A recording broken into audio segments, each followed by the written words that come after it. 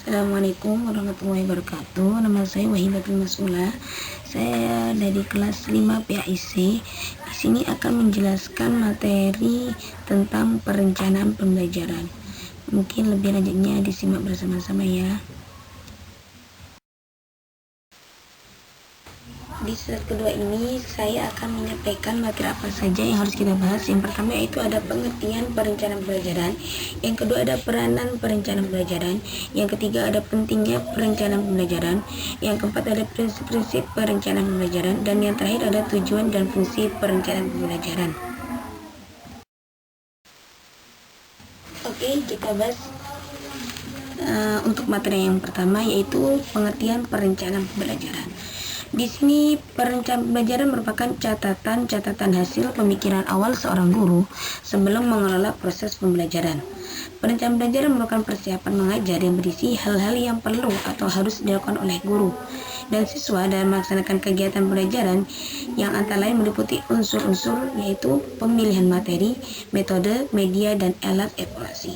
Jadi di sini pengertian perencanaan pembelajaran itu adalah sebuah catatan atau hasil pemikiran oleh seorang guru sebelum mereka mengajar.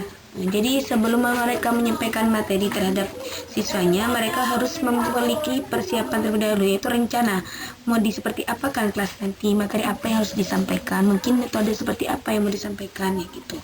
Untuk media bisa menggunakan audio visual atau bahkan visual pun juga bisa. Itu tergantung dari seorang guru mau di manage seperti apa kelas tersebut, mungkin itu. Dan yang tidak lupa itu evaluasi. Terkadang kalau di dalam kelas itu seorang guru setelah menyampaikan materi ada evaluasi seperti apa, mungkin bisa seperti tanya jawab ya, tadi yang apa yang guru sudah sampaikan apakah anak-anak bisa mengerti apa belum, mungkin seperti itu.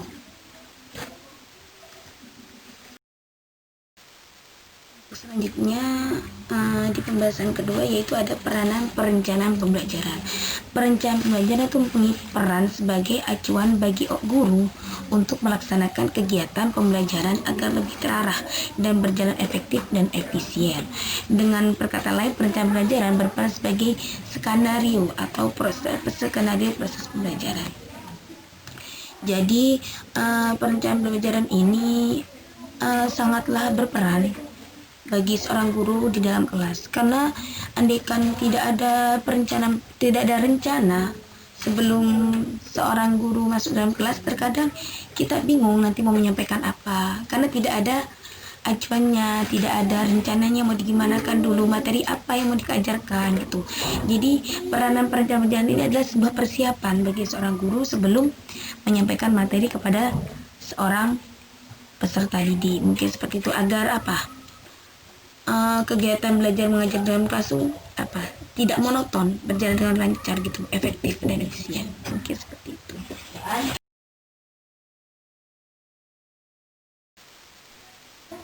Untuk selanjutnya yaitu pentingnya perencanaan pembelajaran. Di sini saya mengambil 3 pentingnya pembelajaran. Untuk yang pertama, untuk pengganti keberhasilan yang diperoleh secara untung-untungan. Yang kedua yaitu sebagai alat untuk menemukan dan memecahkan masalah. Yang ketiga untuk memanfaatkan sumber secara efektif.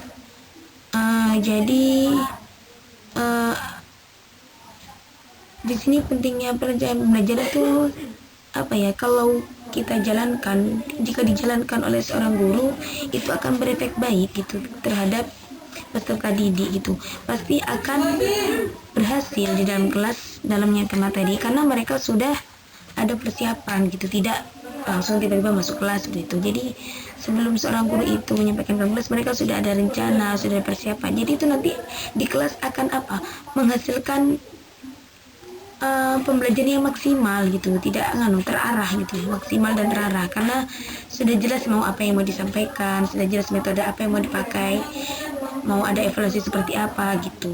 Jadinya sangat penting itu perencanaan pembelajaran itu untuk keberhasilan di dalam kelas.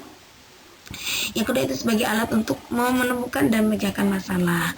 Jadi adanya perencanaan pembelajaran ini adalah sebagai alat jikalau ada masalah yang belum terselesai kan, terus andaikan ada seorang anak yang kalau di kelas dia tidak pernah aktif, tidak pernah angkat suara dan lain sebagainya, itu mungkin adanya rancangan atau perencanaan pembelajaran itu nanti akan menumbuhkan jati diri seorang siswa yang asli gitu ya. Jadi tidak hanya diam saja di dalam kelas seperti itu.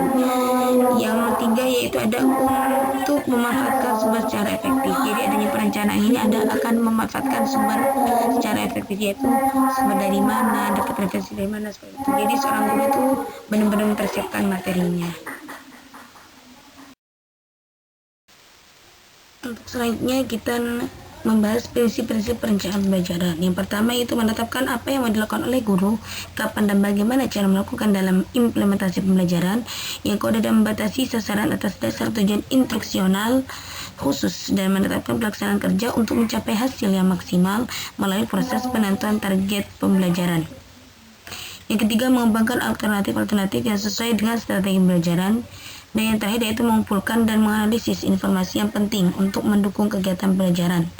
Mempersiapkan dan mengkomunikasikan rencana-rencana dan keputusan yang berkaitan dengan pembelajaran kepada pihak yang berkepentingan. Jadi di sini yang pertama menetapkan apa yang mau dilakukan oleh guru. Jadi apa yang mau dilakukan dan apa yang mau disampaikan, apa yang mau diberikan kepada seorang peserta didik, dan kapan dan bagaimananya adalah sebuah prinsip perencanaan pembelajarannya dan kegunaannya pembelajaran atau bagaimana cara melakukan dalam implementasi pembelajaran tersebut. Maksudnya seorang guru mengaplikasikan pembelajaran tersebut mau seperti apa dan kapanpun, itu adalah sebuah prinsip pembelajaran. Yang kedua yaitu membatasi sasaran. Membatasi sasaran atas dasar tujuan untuk keseharian. Artinya seorang guru kalau menyampaikan materi, andaikan rencana dari awal hanya ini yang mau saya sampaikan, ya sudah sampai seperti aja. Jangan berlebih-lebih, takut nanti mengganggu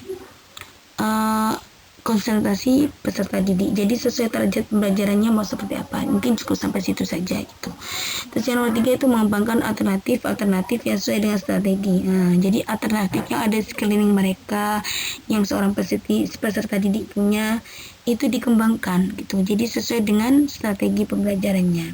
Yang keempat yaitu mengumpulkan menganalisis informasi yang penting untuk mendukung kegiatan pembelajaran. Jadi seorang guru tidak hanya terpacu dalam satu materi atau referensi saja gitu. Jadi guru bisa mendapatkan informasi dimanapun dan kapanpun gitu. Mungkin seperti contohnya lebih di lingkungan sekitar seperti apa, seperti itu. Dan yang terakhir yaitu tujuan dan fungsi perencanaan pembelajaran. Jadi tujuannya yaitu perencanaan pembelajaran adalah menguasai sepenuhnya bahan dan materi ajar, metode dan penggunaan alat dan perlengkapan pembelajaran, menyampaikan kurikulum atas dasar bahasan dan mengelola alokasi waktu yang tersedia, dan membelajarkan siswa sesuai yang diprogramkan. Jadi untuk tujuannya ini sebenarnya tujuan perencanaan itu agar seorang pendidik itu menguasai sepenuh materinya agar enak disampaikan kepada peserta didik gitu. Terus metode yang mau digunakan itu juga jelas apa yang mau digunakan kepada seorang peserta didik. Terus untuk perlengkapannya seperti fasilitasnya juga sudah tersedia sebelum seorang guru menyampaikan pembelajaran. Terus menyampaikan kurikulum atas dasar sesuai apa yang sudah diterapkan, yang sudah diberikan oleh sekolah tersebut dan sesuai dengan waktu yang sudah tersedia.